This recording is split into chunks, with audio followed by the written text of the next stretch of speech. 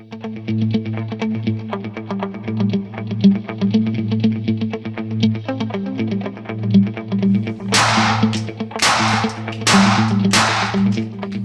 guys, I'm Joe Kurtenbach, and for this week's I Carry, we're looking at the Glock 19 Gen5 MOS, the Bravo Concealment BCA 3.0, and the SureFire Tactician flashlight. For personal defense handguns, the Glock 19 is the standard. When it comes to those striker-fired, polymer-framed, compact pistols, the Glock 19 has a 4-inch barrel and a 15-round capacity for 9mm Luger, and it is legendary for its reliability and its durability and its versatility, thanks to probably the largest aftermarket in the firearm industry. Now, I'm sure most of you are familiar, but of course those MOS Glock models, those are their red dot ready configurations, and they're able to use a variety of different red dot optics thanks to a series of adapter plates that mount right to the slide of the gun. Now, there are some features that I want to point out on this Gen 5 gun that help it stand out from even previous models of the 19 MOS. And first and foremost, I think, is that trigger. It's a vast improvement. And while the Glock trigger is still not perfect, it is definitely not something you need to complain about anymore. It's a very good trigger in terms of its break and its reset.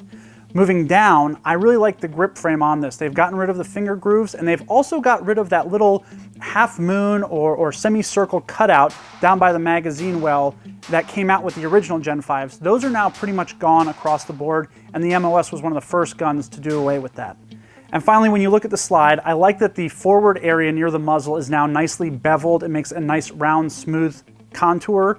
And as well, you have those forward cocking serrations now, and those two are becoming pretty much standard for Gen 5 guns, and I think these are all good improvements. There's really not much more that I need to say about a Glock 19. This is a gun I like, it's a gun I trust, and this particular gun I've pretty much kept stock, although I have added the Trijicon RMR as a red dot sight, and I have added Ameriglow tall black iron sights for backup. Moving on, we've got the Bravo Concealment BCA 3.0 outside the waistband, or OWB holster. Now, I've been following Bravo Concealment for a few years now. I really like those guys. They're great to work with, and it's a Texas-based company, so this is all American-made products. Now, during that time, I've been able to watch as their construction techniques and their materials that they're using have all advanced and gotten more precise and more durable. And what I really respect about the company is that they've still managed to keep the prices very reasonable.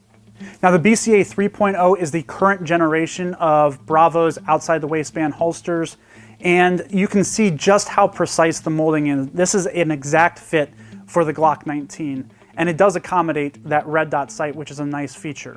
Another great thing is that they've included in the 3.0 the ability to kind of adjust gun retention via that screw that's right underneath the trigger guard. And finally, a nice feature in the 3.0 models is that not only does it come with standard polymer belt loops, but actually it's compatible with Bravo's paddles as well for kind of an easy on and off configuration.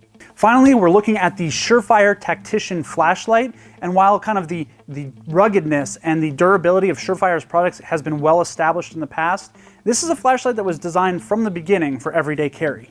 The Tactician actually has dual output settings, 800 lumens for that long-range searching or defensive use, or you can actually turn it with just a quarter turn of the bezel down to just 5 lumens, and that's kind of great for the more mundane tasks, like searching for your keys or a cell phone between the driver's seat and the center console. Great for those everyday mundane tasks. Now, it also does have dual activation settings as well. So by pushing the tail cap button, you get a momentary on, and by giving it a twist and locking it down, you actually get that constant on, which is another nice feature. The flashlight is powered by 2 CR123 batteries, which are very common, and it does come with a pocket clip and a lanyard. Now, I like to set it up on my support hand side, and I actually use that lanyard to attach the flashlight more directly to my support hand so that it's still available for opening doorknobs or grabbing spare magazines. Now, all of these products I'm very comfortable with. I actually do carry them very regularly. So for more information on the individual items you saw here, be sure to check out shootingillustrated.com and stay tuned for more of the I Carry series.